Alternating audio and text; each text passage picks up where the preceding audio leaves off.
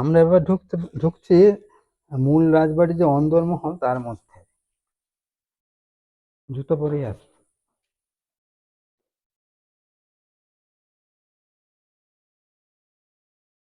এইটি হলো মূল রাজবাড়ির অন্দরমহল। এই বাড়িটি প্রায় 200 বছরের কাছাকাছি এর বয়স। কাঠামোটা চুন সুড়কির এখনো রয়েছে, শুধু সিলিং এবং আপনার সিলিংটা ঢালাই করা হয়েছে, আগে কড়িকাঠ দিয়ে থাকতো, আর সবই প্রায় একই রকম রাখা হয়েছে। দেওয়াল চুন সুরকি। হ্যাঁ, সবই চুন সুড়কি। এবং বিয়ের পর রানীরা এসে এইখানেই থাকতো, এবং কোনোদিন তারা আর এই মূল রাজবাড়ির বাইরে কোনোদিন তারা বেরোতে পারতো না।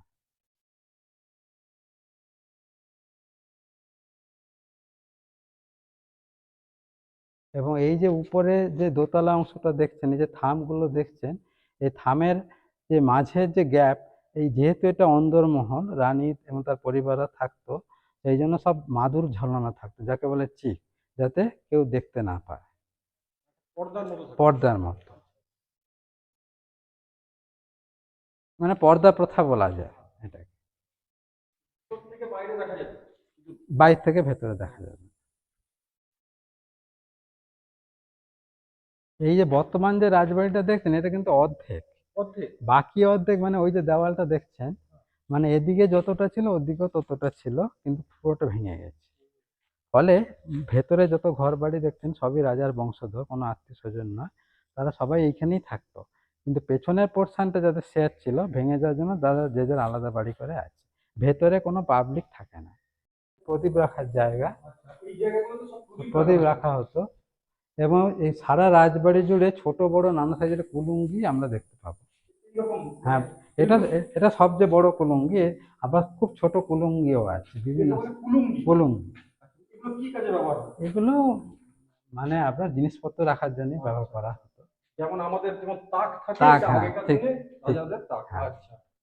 এবং আরেকটা বৈশিষ্ট্য হচ্ছে, এই যে এই দিকটা যে আমরা, এই যে দেওয়ালটা দেখছেন, আমরা যখন বাইরে যাব তখন দেখা যাবে এই যে ওই সিলিং থেকে এই পর্যন্ত, এটা তো একতলা, এটা এই দেওয়ালটা কিন্তু আপনি বাইরে থেকে দেখতে পাবেন না। আপনি দেওয়ালটা যে দেখতে পাবেন সেটা দোতলার দেওয়াল, তার মানে এই অংশটা মাটির নিচে।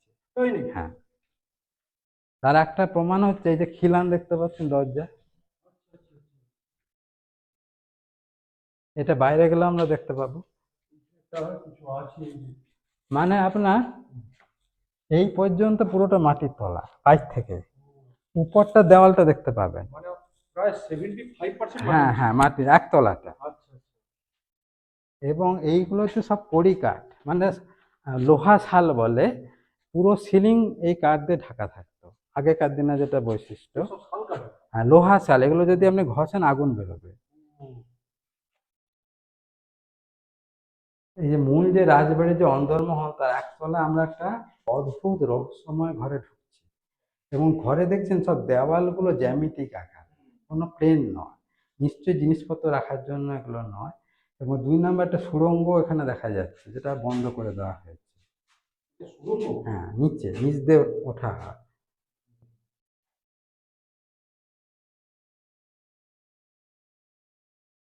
এবং ছাদগুলো দেখুন ওভাল টাইপের, এবং সমস্ত কিছু জ্যামিতিক আকারের তাক। শুধু তাই না, দেওয়াল এত মোটা পুরো, যে এই দিক দিয়ে যদি আপনি কথা বলেন, কোনো কথা মানে কোনো গুপ্ত হয়তো সংকেত পাঠালেন, চলে যাবে ওপাশে। আবার এপাশ দিয়ে যদি গুপ্ত ওই দিকে চলে যাবে, কোনো কথা না বলে, শব্দ যারা মানে বোঝে ঠিক বুঝে যাবে। এবং আরেকটা যেটা ওপেন সিক্রেট, সবাই জানে, পরিবারের সবাইও জানে, বাইরের লোকজনও যারা ভিজিট করে তারাও জানে, এটা একটা লোহার ট্রাঙ্ক, এই বেদির উপর বসানো আছে, এবং হাতলটা দেখা যাচ্ছে। এবং এই যে ট্রাঙ্কের কিন্তু সামনের অংশটা দেওয়ালের মধ্যে ঢোকানো, আর পেছনে আর মানে আর পেছনের অংশ আর পেছনে, মানে সামনের অংশটা পেছনে, পেছনের অংশটা সামনে। হুকটাকে দেওয়ালের মধ্যে ঢোকানো আছে। হ্যাঁ, এবং এটা কিন্তু এখনো পর্যন্ত আমরা কেউ ওপেন করিনি। বাইরের কয়েকজন 2-4 বার অ্যাটেম্প্ট করে ভাঙতে পারেনি। কিন্তু এর মধ্যে যে মূল্যবান কিছু আছে, এটা আমরা সবাই জানি। এটা একটা তাহলে এই ঘরের মধ্যে এই ঘরটা কি উদ্দেশ্যে ব্যবহার হতো, এটা কিন্তু এখনো পর্যন্ত কেউ সঠিক ব্যাখ্যা কেউ দিতে পারে। বড় রহস্যময় এই হ্যাঁ, এবং আপনি দেখেছেন কত ভেতরে ডিপ। প্রায় 40 ইঞ্চি হবে। হুম।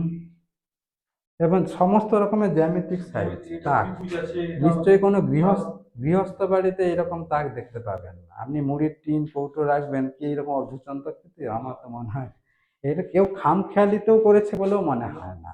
এটা কোনো যুক্তি আছে। হ্যাঁ, কোনো একটা উদ্দেশ্য আছে। না হলে এইটুকু ঘরের মধ্যে কি উদ্দেশ্য? আবার সুড়ঙ্গ দেখা যাচ্ছে, তার মানে যারা এটা ব্যবহার করতো তারা ওই দিক দিয়ে ঢুকতো। কি উদ্দেশ্যে ব্যবহার হতো এখনো কেউ জানে না।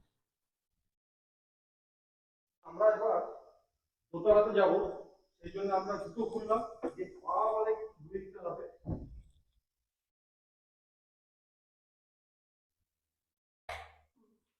আমরা দেখতে পাচ্ছি এই যে ঘরটা, এইটা ছিল ডাইনিং রুম। এবং এই যে কোণে দেখতে পাচ্ছি মানে ভগবানের যে অন্নপ্রসাদ, যার যখন পালা পড়বে তার বাড়িতে পৌঁছে দেওয়া হবে। এবং আরেকটা, যখন আমরা দোতলায় যখন উঠবো, যখন এই পাশ দিয়ে উঠছি 16টা সিঁড়ি, হ্যাঁ, কিন্তু ও পাশ দিয়ে যখন নামবো 4টে সিঁড়ি, কিন্তু লেভেল এক।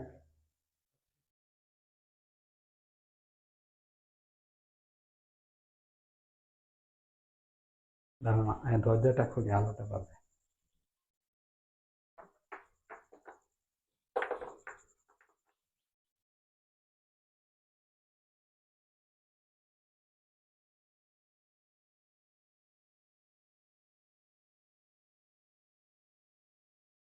এইটি হচ্ছে মূল রাজবাড়ির অন্দরমহল। এইখানেই রানীরা তাদের দাস দাসী বিলাসিতা নিয়ে সবাই থাকতো, কেন তাদের বাইরে বেরোবার কোনো উপায় ছিল না। নিজেদের মধ্যে গল্প গুজব করে সময় কাটাতো। এবং এমনকি রক্ষণশীলতা এমন পর্যায়ে ছিল যে স্বামী মারা গেছে বা নিকটাত্মীয় মারা গেছে অন্তত 7 দিন পরে খবর দেওয়া হতো, অর্থাৎ শেষ দেখাটাও দেখতে দেওয়া হতো না।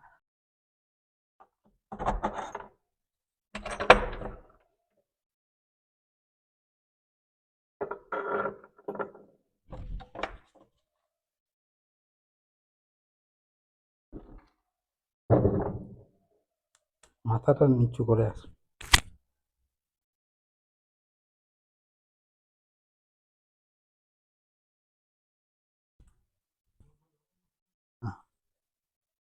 এই যে সিঁড়িটা দেখছেন,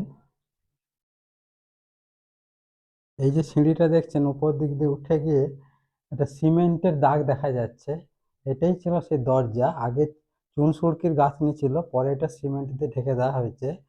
অন্দরমহল থেকে এই দরজা দিয়ে বেরিয়ে এসে রানী বাইজিনাচের প্রতিবাদ করতে রাজদরবারে গিয়েছিলেন। আবার প্রতিবাদ করে এই পথে উনি আবার অন্দরমহলে ফিরে যান। পরদিন রাজা কারিগর ডেকে এটাকে পুরো সিল করে দেন, যাতে রানী আর কোনোদিন তার বিনোদনে বাধা সৃষ্টি না করতে পারে। এবং এখনো এটা এখনো পর্যন্ত এটা ওপেন করা হয়নি, ঠিক একই রকম রেখে দেওয়া হয়।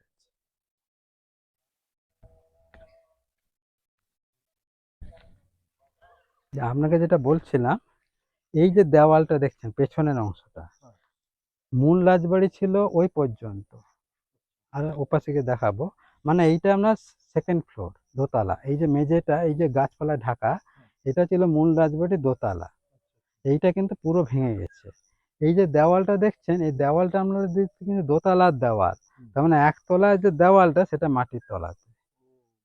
এটা দেখতে পাওয়া যাচ্ছে না, ভেতর থেকে দেখা যায়, কিন্তু বাইর থেকে মানে দোতলার আউটসাইড দেওয়ালটা দেখা যাবে, কিন্তু একতলার দেওয়ালটা দেখা যাবে না। আমরা ভূতের গল্পে সাধারণত এইরকম বাঁশঝাড়ের কথা শুনে থাকি। এই যে বাঁশঝাড়, পুরো ময়নাগড়টাকে ঘিরে থাকতো এই বাঁশঝাড়। আর একটা ডিফেন্সের একটা পার্ট ছিল এই বাঁশঝাড়, যে কারণে এই বাঁশঝাড় ভেদ করে ঘোড়ায় চড়ে মারাঠারা ঢুকতে পারেনি। এই বাঁশঝাড় সব ধূলিসাৎ হয়ে যায়। 42 সালে যে ঝড়টা হয়েছিল, সমস্ত বাঁশ গাছ ছুঁয়ে যায়। সামনে যে যে পুকুরটা দেখছেন, এই পুকুর কিন্তু আগেকার দিনে মানে যারা রাজদ্রোহী ছিল তাদের কিন্তু শুলে চাপানো হতো। জঙ্গলের মধ্যে একটা পাঁচিল ঘেরা জায়গা, সেই ডেড বডি কিন্তু সৎকার করা হতো না, এই পুকুরেই ফেলা হতো। এবং পরবর্তীকালে এই পুকুরটা যখন সংস্কার করা হয়, তখন 2 নৌকো মানুষের হাড়গোড় উঠেছিল সেই সমস্ত রাজদ্রোহীদের। এই বাড়ি, যে ভগ্ন বাড়িটা দেখছেন খণ্ডহর, এটি ময়নাগড় রাজবাড়ির একজন রানী সরোজ কুমারী বাহুবলেন্দ্র, এটি হচ্ছে তার বাড়ি।